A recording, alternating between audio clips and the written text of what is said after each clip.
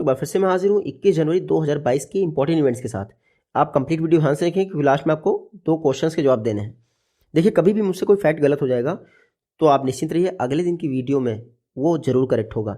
जैसे कल बहुत लेट नाइट रिकॉर्डिंग हुई थी तो दिमाग से उतर गया, ILO का हेडक्वार्टर कल मैं क्या बोल गया था, रोम, लेकिन कहाँ पर है ये, जिनेवा में। तो ये बहुत ईजी फैक्ट है, लेकिन कल सुबह के 3:30 बज गए थे, इसलिए ऐसी फॉल्ट हो गई मुझसे। तो कभी भी कोई फैक्ट गलत होगा आप निश्चिंत रहिए, मैं अगले दिन सही जरूर करवाऊंगा, कुछ भी हो जाए।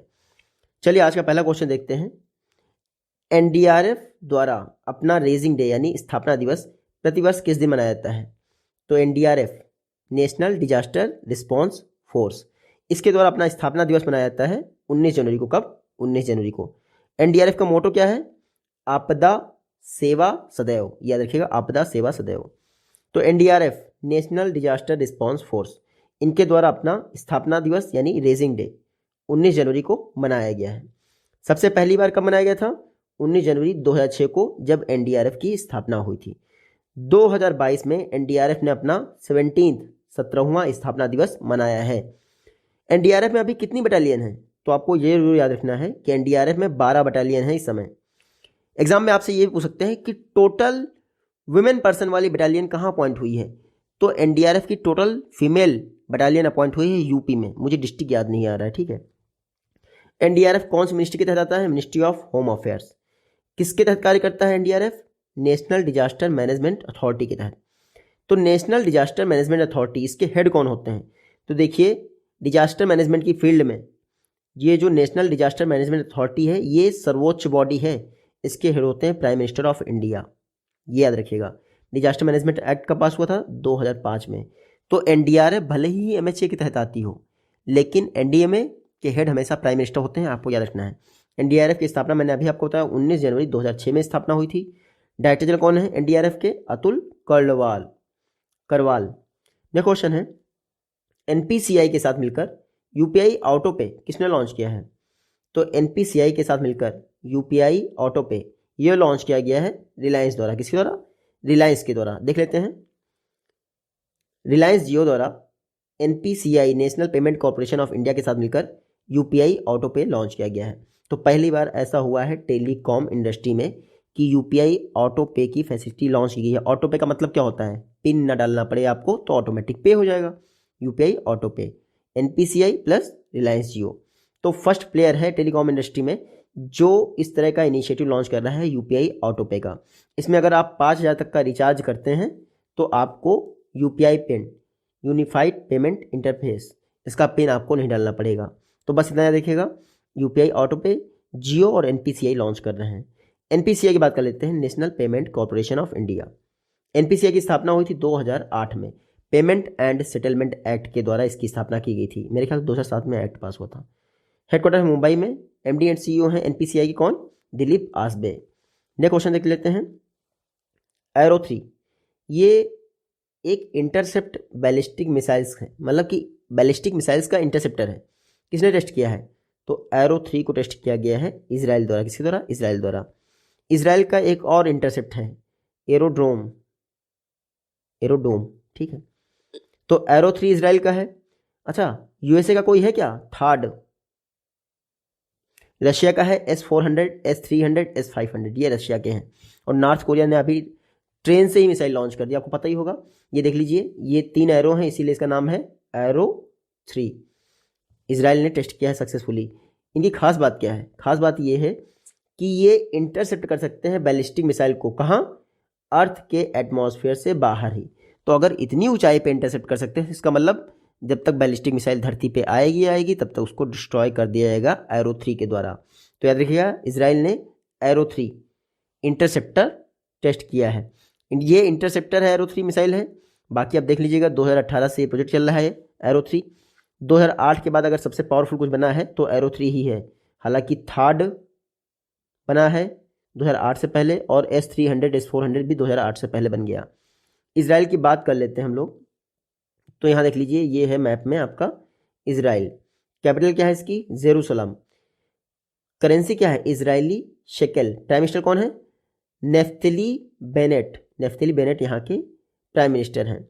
अच्छा, इजराइल की पार्लियामेंट का नाम क्या है? नेसेट इजराइल की पार्लियामेंट है?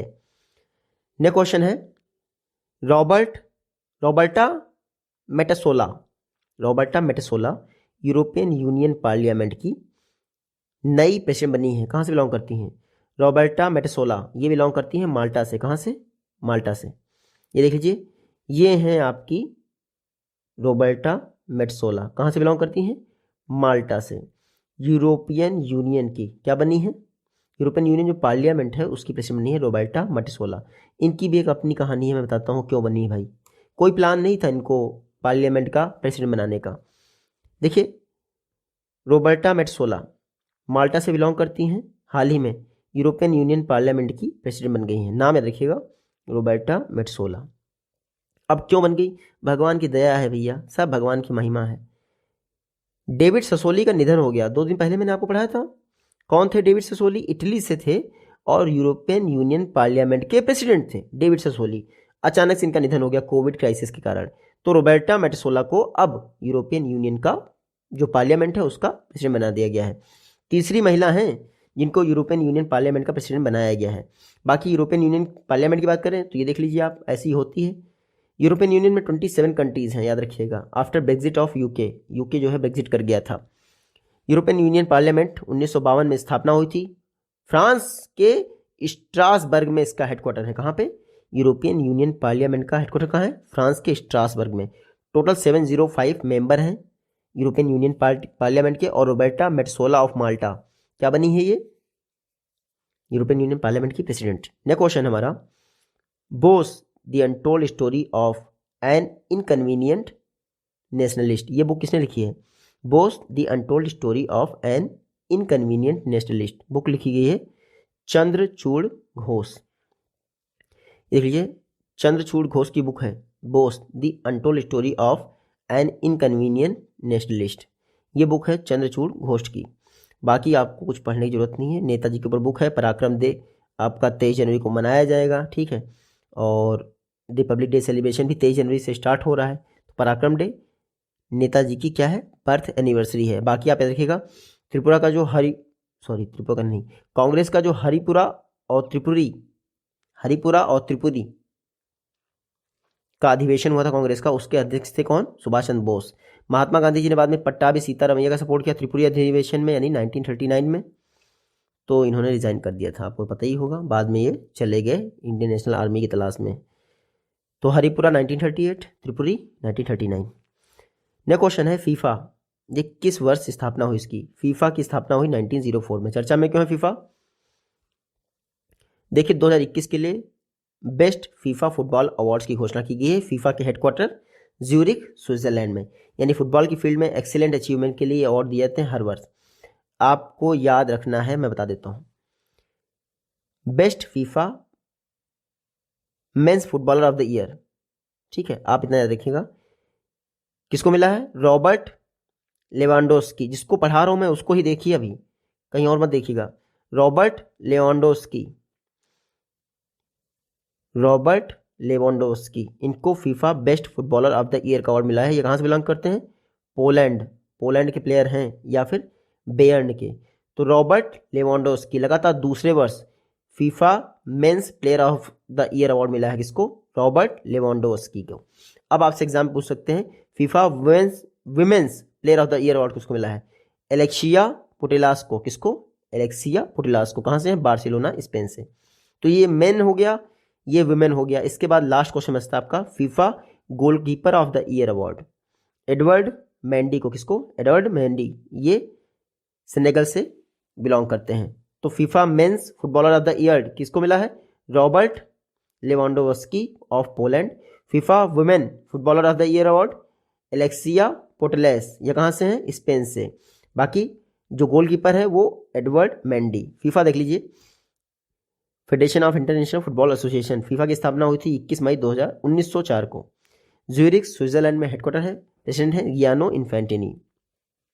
नेक्स्ट क्वेश्चन है, हाल ही में vice chief of army staff किसको अपॉइंट किया गया है?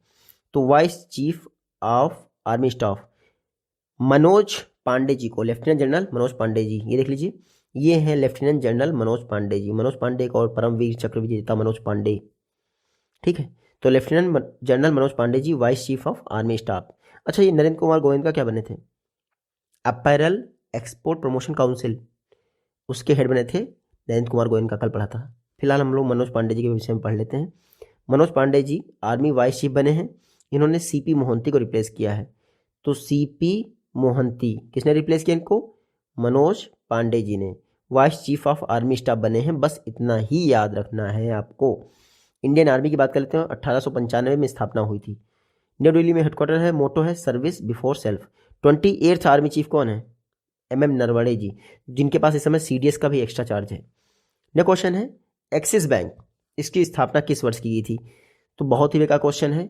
1993 में एक्सिस बैंक की स्थापना हुई थी।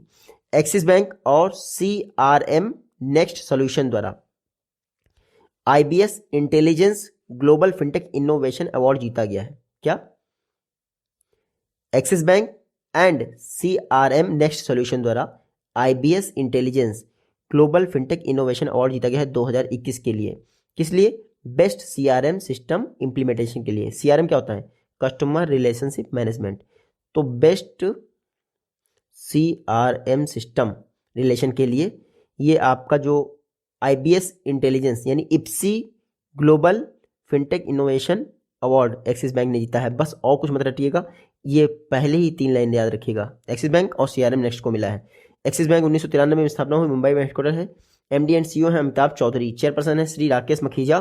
टैगलाइन क्या है? बढ़ती का नाम गाड़ी। नेक्स्ट क्वेश्चन है सुपर मॉम, एक शेरनी नहीं है, टाइग्रेस है, यानी मिसेस चीता।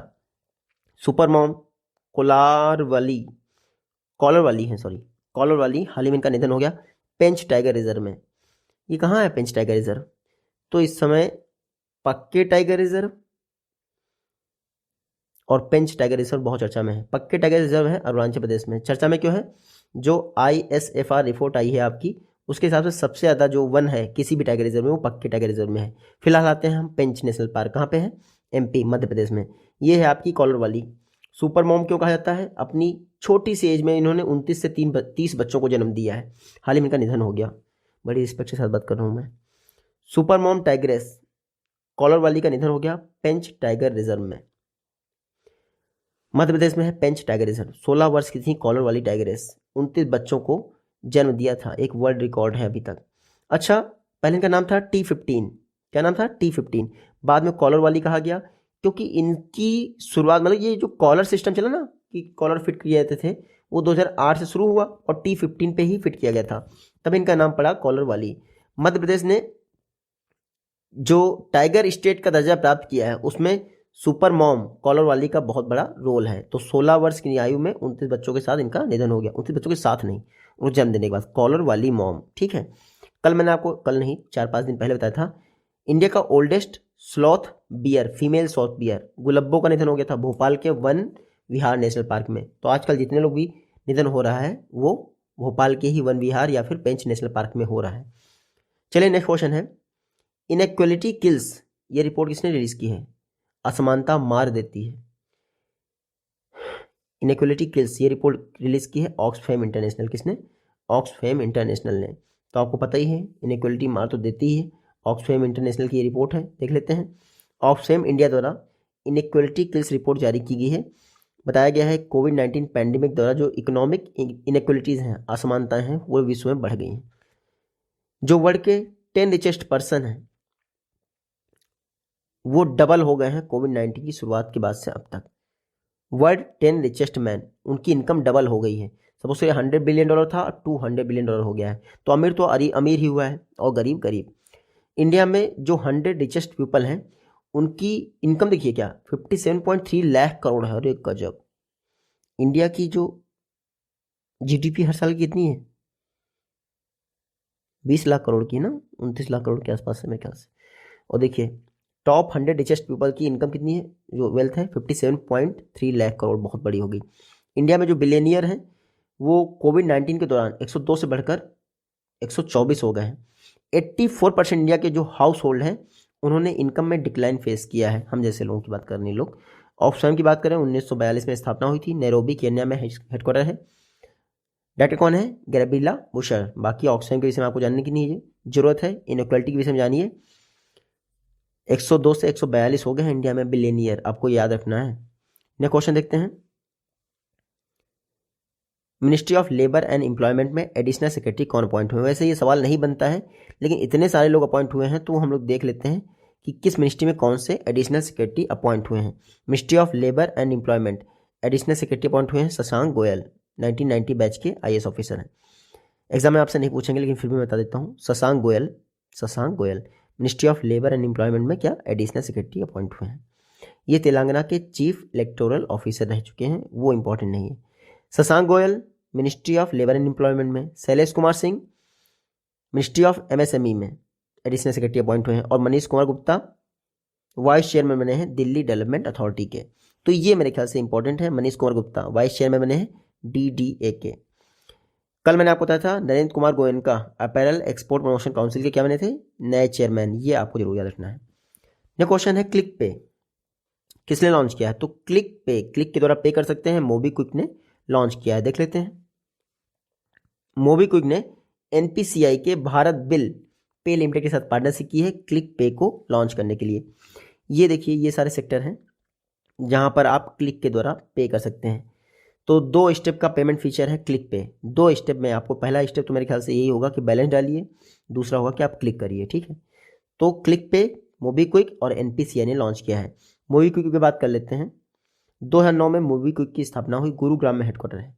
मोबीक्विक के CEO कौन है? बिपिन प्रीत सिंह। तो क्लिक पे मोबीक्विक ने लॉन्च किया है। UPI ऑटो पे जियो पे ने लॉन्च किया है, याद रखिएगा। नेक्स्ट क्वेश्चन है फरवरी 2022 में परीक्षा पे चर्चा का कौन सा एडिशन होने जा रहा है? तो फरवरी 2022 में मेरे ख्याल से तीसरा एडिशन होने जा रहा है परीक्षा पे चर्चा का। देख लेते हैं ये क्या है। 5वां एडिशन होने जा रहा है। विल बी हेल्ड इन फरवरी 2022। ये क्या है? ठीक है, परीक्षा पे चर्चा ये फरवरी 2022 में 5वां एडिशन होगा। परीक्षा MyGOV पोर्टल के द्वारा होती है। कॉन्टेस्ट लॉन्च किया गया था 28 दिसंबर 2021 से 20 जनवरी 2022 तक MyGOV पोर्टल पर। तो परीक्षा पे चर्चा होनी है जिसमें टीचर्स, पेरेंट्स, स्टूडेंट पार्टिसिपेट लेंगे। परीक्षा पे चर्चा प्रोग्राम आप याद रखिएगा, प्राइम मिनिस्टर मोदी जी बहुत ज़्यादा इनिशिएटिव लेते हैं। ये 5th एडिशन है परीक्षा पे चर्चा। ऑल इंडिया रेडियो के द्वारा आप सुन सकते हैं। फर्स्ट एडिशन परीक्षा पे चर्चा का 2018 में हुआ था, सेकेंड 2019 में, थर्ड 2020 में, और फोर्थ 2021 में, और लेटेस्ट होने जा रहा है फरवरी 2022 में परीक्षा पे चर्चा का। वो थोड़ा सा करेक्ट कर लीजिएगा, मैं PDF में करेक्ट कर दूंगा उसको। IREDA में गवर्नमेंट ऑफ इंडिया द्वारा कितना इन्फ्यूजन किया जा रहा है लिक्विडिटी का, यानी कितना पैसा दिया जा रहा है? तो 1500 करोड़ रुपए IREDA में इन्फ्यूज किए जाएंगे। IREDA Indian renewable energy development agency, government of India ने अलाउ किया है कि 1500 करोड़ रुपए का इन्फ्यूजन किया जाएगा, इक्विटी इन्फ्यूजन। किसमें? Indian renewable energy development agency limited में। देखिए, जो रिन्यूएबल एनर्जी का सेक्टर है उसमें रीफाइनेंसिंग एजेंसी के तौर पर काम करती है आपकी इरेडा। क्या नाम है? इरेडा। तो अगर 1500 करोड़ रुपए दे दिए जाएंगे तो इसकी जो रीफाइनेंसिंग कैपेसिटी है वो इन्हांस हो जाएगी, ठीक है। तो ये देख लीजिए, रिन्यूएबल एनर्जी और इसकी पोर्टफोलियो की फील्ड में जो IREDA है इसका रोल बहुत बड़ा हो गया है पिछले 6 वर्षों में। 8800 करोड़ से 28,000 करोड़ तक, ये बहुत बड़ी बात है। नेशनल बैंकिंग फाइनेंशियल कंपनी है आपकी, इंस्टीट्यूशन है इरेडा। बाकी ये मेरे ख्याल से इंपॉर्टेंट नहीं है, ठीक है। IREDA की बात करें, 11 मार्च 1987 को स्थापना हुई, नई दिल्ली में हेडक्वार्टर है। आज का लास्ट क्वेश्चन देख लेते हैं हम लोग। साओली मित्रा हाल ही में निधन हो गया, कहाँ से बिलोंग करती हैं? तो साओली मित्रा ये देख लीजिए, बंगाल से बिलोंग करती हैं साओली मित्रा। हाल ही में इनका निधन हो गया। तो साओली मित्रा बंगाल से बिलोंग करती हैं और हाल ही में इनका निधन हो गया। ये क्या है? देखिए, डांसर भी हैं, राइटर भी हैं, बहुत कुछ हैं। साओली मित्रा मल्टी टैलेंटेड पर्सनालिटी हैं। हाल ही में इनका निधन हो गया। कहाँ से? बंगाल से हैं, आपको ये याद रखना है। कल मैंने आपको बताया था शांति देवी जी का निधन हो गया था, जिनका दूसरा नाम था लुगदी देवी ओडिशा से थी, इनका भी निधन हो गया, ये आपको याद रखना है। आज साओली मित्रा जी का निधन हो गया, तो कल उड़ीसा वाला हुआ था, तो आज उससे ऊपर वाला स्टेट है यानी वेस्ट बंगाल, तो इसीलिए साओली मित्रा जी का निधन हो गया। ये आज की वीडियो से क्वेश्चन है, इजीली आप इनका जवाब दे पाएंगे। जल्दी ही मिलते हैं आप